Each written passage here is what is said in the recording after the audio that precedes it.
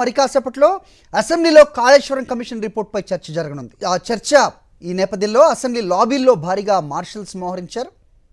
సభలో నివేదిక ప్రవేశపెట్టనున్నారు మంత్రి ఉత్తమ్ కుమార్ రెడ్డి. కాళేశ్వరం ప్రాజెక్టుపై వాడివేడిగా చర్చ జరిగే అవకాశం ఉంది. మంత్రులంతా కాళేశ్వరం ప్రాజెక్టుపై మాట్లాడే అవకాశం ఉంది.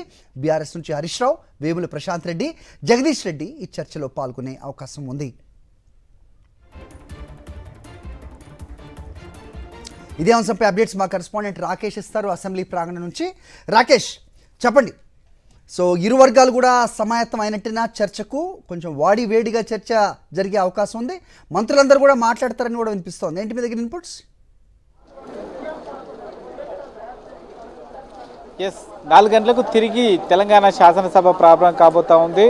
మొదట సభ ప్రారంభం కాగానే కాళేశ్వరం కమిషన్ రిపోర్టును ఇరిగేషన్ శాఖ మంత్రి ఉత్తమ్ కుమార్ రెడ్డి సభలో సంబంధించి మూవ్ చేస్తారు. ఆ తర్వాత ముఖ్యమంత్రి రేవంత్ రెడ్డి, ఆ తర్వాత మంత్రులందరూ కూడా వరుసగా దీనిపైన మాట్లాడతారు. 2023 అసెంబ్లీ ఎన్నికల్లో అత్యంత కీలకమైన అంశంగా మేడిగడ్డ బ్యారేజీకి సంబంధించిన కుంగిన పిల్లల అంశం తీవ్ర చర్చనీయాంశంగా మారిందని కూడా చెప్పుకోవచ్చు. అప్పటి ప్రతిపక్ష కాంగ్రెస్, అధికార బీఆర్ఎస్ మధ్య తీవ్ర ప్రతి ఆరోపణలు జరిగాయి. ఆ తర్వాత కాంగ్రెస్ ప్రభుత్వం ఏర్పడిన వెంటనే కాళేశ్వరం కమిషన్ ఏర్పాటు చేసి దాదాపుగా 16 నెలల పాటు ఈ యొక్క కమిషన్ విచారణ కొనసాగించింది. కేసీఆర్, అలాగే హరీష్ రావు, ఇరిగేషన్ శాఖకు సంబంధించిన ఉన్నతాధికారులు, ప్రజా సంఘాలు, ఇతర సంఘాలు అందరితో కూడా సంప్రదింపులు, వారి నుంచి సమాచారం సేకరించిన తర్వాత 665 పేజీలతో నివేదికను ప్రభుత్వానికి సమర్పించింది. ఆ నివేదికను కూడా కేబినెట్ ఆమోదించి ఈరోజు ఆ రిపోర్ట్ను సభలో సభ్యులందరిలో ముందు దాన్ని ప్రజెంట్ చేయబోతా ఉన్నారు. ఉదయమే సంబంధించి అన్ని పార్టీలకు సంబంధించిన ఫ్లోర్ లీడర్లు అందరూ కూడా ఫిజికల్ కాపీలు అన్నిటి కూడా ఇవ్వడం జరిగింది. మిగతా సభ్యులందరూ కూడా పెన్ డ్రైవ్ రూపంలో సాఫ్ట్ కాపీలు ఈ యొక్క సంబంధించిన సమాచారాన్ని రిపోర్ట్ను ఇచ్చారు. దీన్ని అఫీషియల్గా సభలో పెట్టిన తర్వాత చర్చను ప్రారంభించబోతా ఉన్నారు. ఖచ్చితంగా ఇది కాంగ్రెస్ దీంట్లో మైలేజ్ పొందేందుకు తీవ్రంగా ప్రయత్నిస్తుందనేది స్పష్టంగా అర్థమవుతోంది. నిన్న సాయంత్రం జలసౌధలో అధికార కాంగ్రెస్ సంబంధించిన ముఖ్యమైన ఎమ్మెల్యేలందరితో కూడా ఉత్తమ్ కుమార్ రెడ్డి ప్రత్యేక సమావేశం నిర్వహించి ఈ రిపోర్ట్లో ఉన్న కీలక అంశాలపైన వారందరూ కూడా అవగాహన కల్పించారు. ఫ్లోర్లో ఏ విధంగా బిహేవ్ చేయాలి, ఈ చర్చ సందర్భంగా ఎవరెవరు ఎమ్మెల్యేలు ఈ అంశాలు ఈ రిపోర్ట్లో ఉన్న వాటిని ప్రస్తావించాలనే దానిపైన కూడా చెప్పడం జరిగింది. మంత్రులు ఏచి మాట్లాడుతున్నప్పుడు ఒకవేళ బీఆర్ఎస్ కనుక కౌంటర్ అటాక్ చేస్తే దాన్ని ఏ విధంగా తిప్పికొట్టాలనే దానిపైన కూడా నిన్న ఉత్తమ్ కుమార్ రెడ్డి నేతృత్వంలో ఎమ్మెల్యేలందరూ కూడా అవగాహన కల్పించారు. ఫ్లోర్ మేనేజ్మెంట్ సిస్టాన్ని ఇప్పటికే కాంగ్రెస్ పార్టీ పక్క ప్లాన్తో ఉంది కాబట్టి దాన్ని ఈ సభలో ఉపయోగించే అవకాశం కనిపిస్తోంది. ఇక బీఆర్ఎస్ నుంచి చూస్తే హరీష్ రావు, అలాగే జగదీష్ రెడ్డి, వేముల ప్రశాంత్ రెడ్డి ఈ ముగ్గురు కూడా ఈ రిపోర్ట్ పైన చర్చ సందర్భంగా మాట్లాడే అవకాశం ఉన్నట్టుగా తెలుస్తూ ఉంది. దీనికి సంబంధించి ఈ అంశం పైన పూర్తిస్థాయిలో ఇరిగేషన్ శాఖ అప్పటి ఇరిగేషన్ శాఖ మంత్రిగా పనిచేసిన హరీష్ రావుకు ఇప్పటికే పూర్తిస్థాయి అవగాహన ఉన్న నేపథ్యంలో రిపోర్ట్లో ఉన్న అంశాలు కాకుండా ఇతర అంశాలకు సంబంధించి తమ ప్రభుత్వం ఏ ఉద్దేశంతో ఈ కాళేశ్వరం ప్రాజెక్టును నిర్మాణం చేపట్టింది, దానివల్ల జరిగిన లాభం ఏంటి అనే విషయాన్ని కూడా సభ ద్వారా హరీష్ రావు చెప్పే ప్రయత్నం చేస్తూ ఉంది. ముఖ్యంగా మొదటి నుంచి కూడా ఇది పొలిటికల్ మైండ్ గేమ్ కోసమే కాంగ్రెస్ ప్రభుత్వం ఈ యొక్క కమిషన్ ఏర్పాటు చేసి బీఆర్ఎస్ను బదనాం చేసే ప్రయత్నం చేస్తున్నట్టు కూడా ఆరోపిస్తున్న నేపథ్యంలో ఆ అంశాన్ని మరోసారి హరీష్ రావు ప్రస్తావించే అవకాశం ఉంది.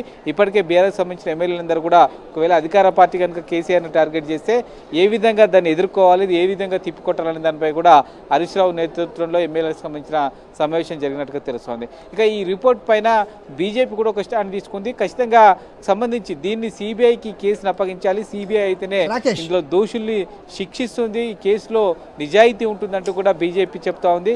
అయితే చర్చ సందర్భంగా బీజేపీ ఇంకే అంశాలు చెప్తారనేది చూడాలి. రైట్, అదే ఇదే అంశం కంటిన్యూగా మాట్లాడితే ఇప్పుడు బీజేపీ దీనికి అంటిముట్టనట్టుగా ఉండే అవకాశం ఉందా, లేదంటే కేవలం దీన్ని విచారణకి సిబిఐ విచారణకి ఇవ్వాలని కామ్గా ఉంటుంది? ఎందుకంటే అప్పటి ఆర్థిక మంత్రిగా ఈటెల రాజేందర్ ఉన్న పరిస్థితి, ప్రస్తుతం ఆయన బీజేపీలో ఉన్న సిచ్యువేషన్. సో ఈ కమిషన్ విచారణకు ఈటెల రాజేందర్ కూడా హాజరైన విషయం తెలిసిందే. సో బీజేపీ వ్యవహారం ఏ విధంగా ఉండబోతోంది, వ్యవహార శైలి ఈ అంశంలో అంటే పర్టికులర్గా ఏం చెప్తారు? ఎస్, బీజేపీ ఇప్పటికే తన స్టాండ్ను ప్రకటించింది.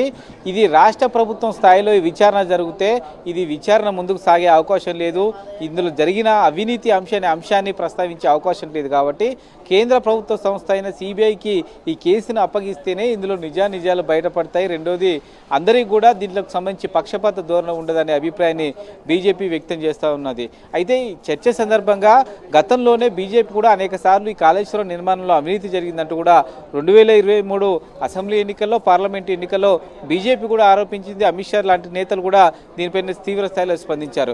ఇప్పుడు చర్చ సందర్భంగా అవినీతి అనే అంశాన్ని ప్రస్తావిస్తారా, లేకుంటే ఓవరాల్గా దీన్ని సిబిఐకి అప్పగిస్తేనే మొత్తం విచారణ జరుగుతుందంటూ కూడా ప్రస్తావిస్తారనేది చూడాలి.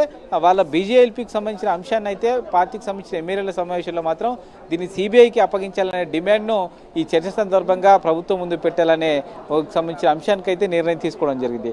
ఓవరాల్గా 3 పార్టీలు కూడా వ్యూహ ప్రతివ్యూహాలు తీసుకోవడం జరిగింది. దీంతో సంబంధించి అసెంబ్లీ చీఫ్ మార్షల్ కూడా అలర్ట్ అయ్యాడు. ఒకవేళ కాంగ్రెస్ బీఆర్ఎస్ మధ్య ఏమైనా వాగ్వాదం జరిగితే, సభ్యుల మధ్య ఏదైనా గొడవ జరిగితే దాన్ని కొంచెం తగ్గించేందుకు మార్షల్స్ కూడా ఇప్పటికే అలర్ట్ చేయడం జరిగింది. మొత్తం అసెంబ్లీ లాబీలో ఇప్పటికే మార్షల్ని పెట్టారు. ఏమాత్రం కాస్త అలజడి జరిగినా కూడా కొంత మార్షల్స్ వచ్చి దాన్ని కంట్రోల్ చేసే విధంగా కూడా చీఫ్ మార్షల్ అలర్ట్ చేసినట్టుగా తెలుస్తుంది.